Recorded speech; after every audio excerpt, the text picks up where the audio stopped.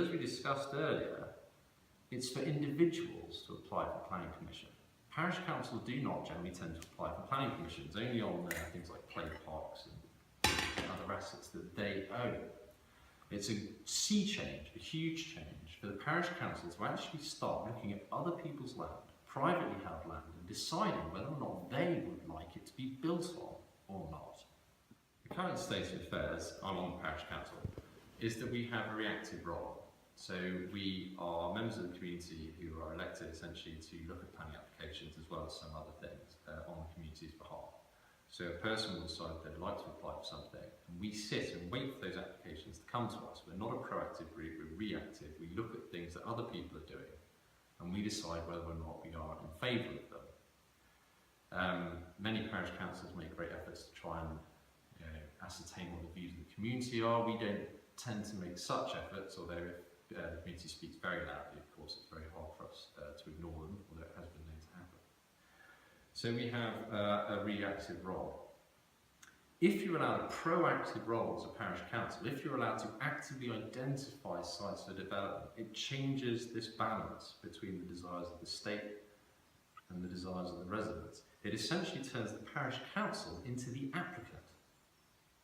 So the parish councillors go around and they look at land which they think is suitable for development with all of their property interests and all of the people that they like and don't like and all of their personal wishes and desires, which personally I think is dreadful, but nonetheless it is in the neighbourhood planning document. And they find a site which they think would be suitable for development. And so the parish council essentially act as the applicant, and they identify a site which the owner then applies for.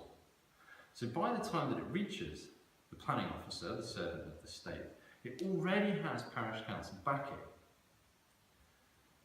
The planning officer then looks at it, and in fact she's more likely to grant it because of course the neighbourhood plan stipulates the parish council have the right to identify sites, and so she'll be minded to use her discretion to favour the sites that parish council has identified. And she puts, or he puts, the application through the legislative sieves and makes a decision to build or not to build. The residents then look at the decision and they object or support. But as you probably noticed, the scales are now automatically tipped against you because the parish council, from the start, from before the application even goes in, have already decided that they are in favour. They make the decision before the application is made public. So when you all look at it, you might say, oh, it's absolutely dreadful, it's terrible, it's kind of, worst application ever, or whatever you want to say, ugly houses, who knows. You all write in with your objection, but you are not going to receive parish council's support, because they are already in support, and the council knows before it even deals with the app that that's the case. Residents on their own are going to be highly unlikely to reach the committee stage. So straight away, by putting in that particular clause in the neighbourhood plan, your role in planning is greatly reduced. Your power to overturn an officer's decision is effectively taken away. The other thing that you lose through this seemingly innocuous thing is that whereas previously you would have been allowed to apply for planning for whatever you wanted on your own private land or indeed anybody else's land and have it dealt with equally before the law, this document will bring an end to that. Because if you don't have the parish council's backing, if they haven't identified your site as a suitable site for development in an area in which they feel that they would like to identify the site, it would be possible, hard to say probable, who knows, that the planning officer could use her discretion to turn down your application purely on the grounds that the parish council have not identified your site for development. So suddenly, instead of being free to put your application before the law and have it dealt with like everybody else's, you would first have to convince a group of local people to back you and take you to planning, which is a huge loss of private rights. It's an extraordinary thing, because the truth of the matter is the parish councillors are human beings, and they have things that they want, and they have things that they don't want. And it is not reasonable, in my view, or conscionable that one individual should have to go and beg permission of another individual to have equal treatment before the law. It's un-English, and as I say, it doesn't benefit you in any way. Perhaps if you are a friend of a council, or if you know that the council has already identified your site for development, you'd be pleased as punch. But the idea that your right to freely apply for planning permission is going to be eroded essentially by the parish council's ability to act as an applicant is something which I don't like, and I would advise you to avoid. Okay, so that's the beginning, if you like, of the erosion of your private property right to apply.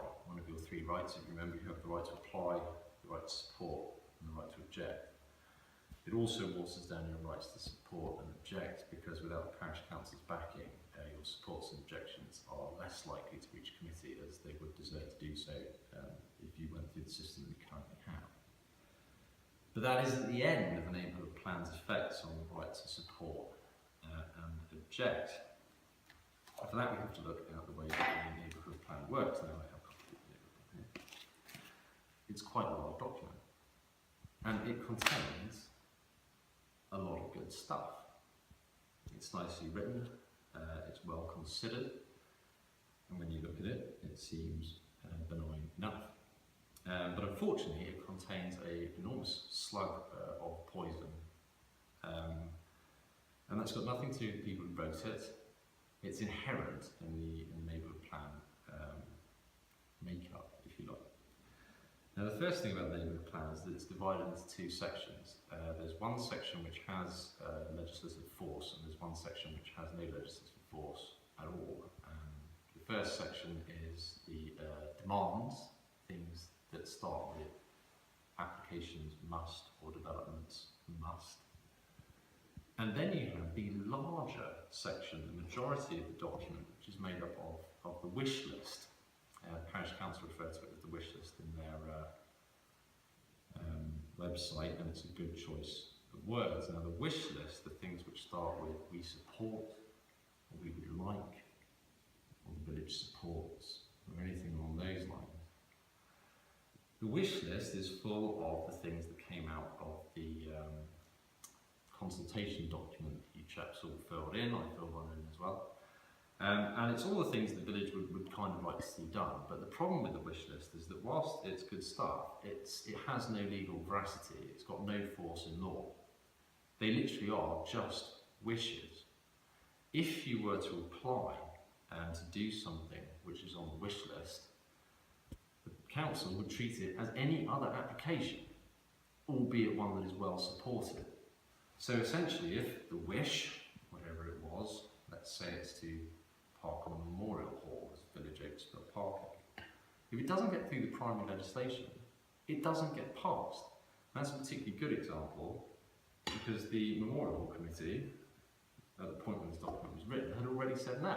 It's run by a private charity, which essentially makes it private land, and putting it in the neighbourhood plan doesn't make Oaksville parking on a Memorial Hall car park any more likely than it would on your own private driveway, because your private rights trump this document. They allow you to put it in because inherent in the wish list is that there are no promises. You can put whatever you like in there. It's essentially kind of locale specific padding. It's to make the document seem more enticing, to make it seem more locale specific, so it feels like a Publow with Pensford document rather than a generalised national document. But none of those wishes are guaranteed to come true. Indeed, none of them are more likely to come true than any other well-supported application. So if you vote for the neighbourhood plan, and you get the neighbourhood plan, and then you apply for one of the things on the wish list, it will be judged on whether or not it conforms with primary legislation and secondary legislation. The only way in which it will be helped along is that the planning officer may use their discretion to try to grant it. But if it's illegal, it will be turned down, and essentially if it's legal, it will be passed. The fact it's included in the neighbourhood plan is essentially neither here nor there. It's literally just to make you like the document more, to warm to it more, it's to encourage you to vote for it. The second part of the document, which I suppose is the important part, is that within the document there is a kernel of enforceable clauses. Developers must, applicants must, that kind of stuff. And again, yeah, they're good things. You have applicants, must not denigrate environmental assets, applicants must build in keeping, applicants must provide parking. But again, there is a problem with the must section, with the enforceable section. You are not allowed to put anything in a neighbourhood plan that contravenes primary legislation, and you're not allowed to put anything in a neighbourhood plan that contravenes secondary legislation. It has to conform to those things. So whilst you might start with a whole list of things that you would like to say, so let's say for instance somebody had fairly reasonable sounding request that only local building firms were allowed to build in Pensford in order to keep money in the village. That's not allowed because it contravenes primary legislation. You could say no more than 5 houses in any one development. It wouldn't be allowed because it contravenes primary legislation. You could say, as the Neighbourhood Planning Committee did say, that we need more parking and that new developments in Pensford have to have specifically more parking provision than your standard housing development. But again, it was deleted because it contravened the primary legislation. And the primary legislation is a big document. The NPPF is a very, very large document and it covers practically every form of planning you can think of. You then have the local plan, which again adds even more. You then have the Greenbelt legislation, which again adds even more. And you have conservation area legislation as well in Pensford, which again adds even more. And the sad truth is that none of the enforceable parts of the neighbourhood plan are specific to here. They are restatements of rights that we already have. So for instance, the stuff about you have to build in keeping with the right materials, etc. You might recognise that from the conservation area legislation, by which we are already covered. It's not providing a new right, they're simply restating a right you already have. The stuff about the scale and the size of the buildings and the density of development. Again, it's already in the NPPF under the section on good design. So it's not giving you anything, it's simply regurgitating a right that you already have. And so on, all the way through the document. Everything that says you must is merely a restatement of a right that you already have. To me, it's disingenuous. I don't think that a document should be pretending to give you rights that you already have. It should only be allowed to include things that are new. But the neighbourhood plan is allowed to include things that are unenforceable, and it's also allowed to include things which are essentially already yours. It's like the neighbourhood plan trying to grant you the right to drive your own car, or to drink water, or any other thing that you're already allowed to do. The impression that it gives is that if you don't vote for the plan, then you won't get these things. But the truth of the matter is you already have them, and whether you vote for the plan or not, you will still have them. So you have the unenforceable section, which is all the locale specific stuff, which may or may not come true. You have the enforceable section, which is all stuff that will come true, but it would have come true anyway because it was already in primary legislation. By making the neighbourhood plan conform to the primary and secondary legislation, it's like passing applicants through the first sieve, taking out the real junk. You then pass them through the second sieve, the local plan, and then you pass them through the first sieve again.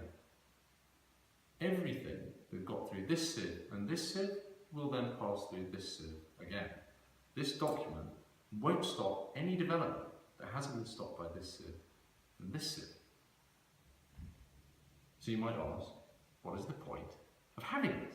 Because the government spent a lot of money, and a lot of time, and a lot of effort trying to convince every parish in the country or every area in the country to vote for one of these plans.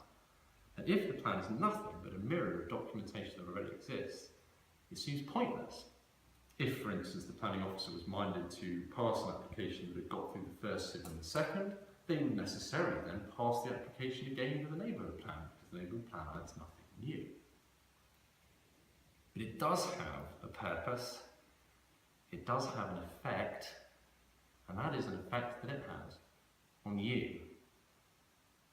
Before we go on to talk about that, we're going to revisit the balance, if you like, between the state saying yes and the residents say no. So the state says yes, residents say no, that is generally the truth. And in order for the state to build more houses and actually meet its targets, it needs to find a way of making the planning system more streamlined.